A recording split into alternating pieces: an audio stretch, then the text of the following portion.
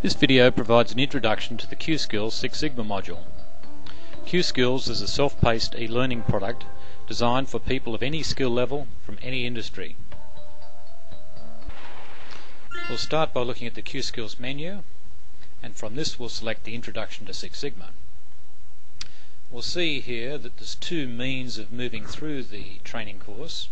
We can either go through as an unskilled user by clicking on successive pages, or we can drill down and get more information if we're a more skilled user. What we're going to do here is just click Next Page, and that takes us on. Six Sigma is a way of checking quality by counting defects, and this is the fundamental behind Six Sigma. Now, a defect occurs whenever a product or service goes outside of its specification, although in reality we should always try to measure variables rather than counting defects, because this gives more information about our process. However, when we can only count defects, we should plot the defects on what's known as an attribute control chart.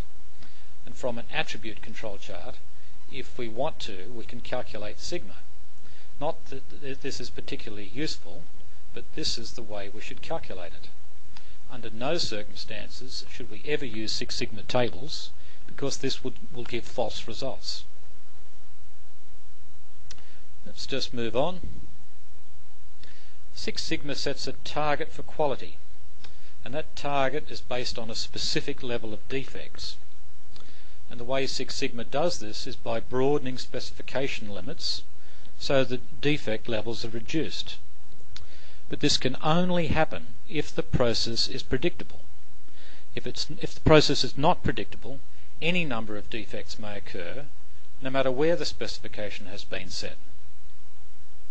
Now, the way in which we determine whether or not a process is predictable is by using what's called a control chart.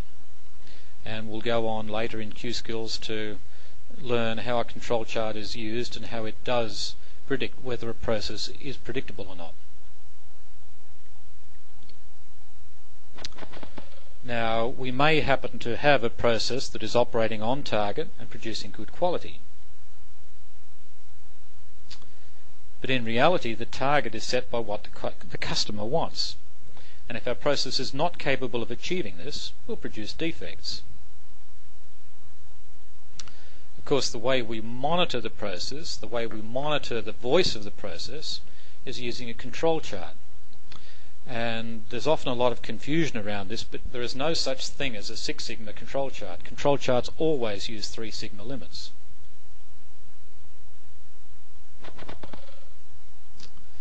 The way we improve the process is by using the quality improvement tools, and this is the focus of Q-Skills. As we go on through Q-Skills, we'll learn what the tools are, how they interact, and we'll learn about them through a variety of games and exercises that teach us how to improve processes. Part of Six Sigma theory is that all processes drift over time by 1.5 sigma. Now, this is absolute nonsense.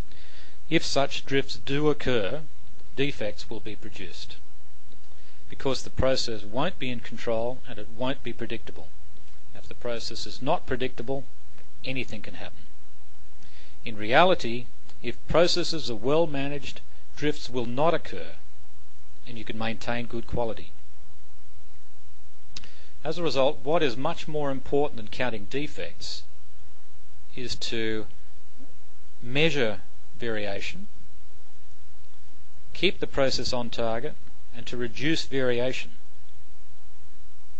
And the way we do that is by plotting data on control charts. And as I mentioned, we'll be learning more about them later. So, provided that we do maintain processes on target and we do reduce variation, we'll end up with happy customers. Counting defects was the traditional view of quality, going back 50 years or so. It was what was referred to as quality assurance.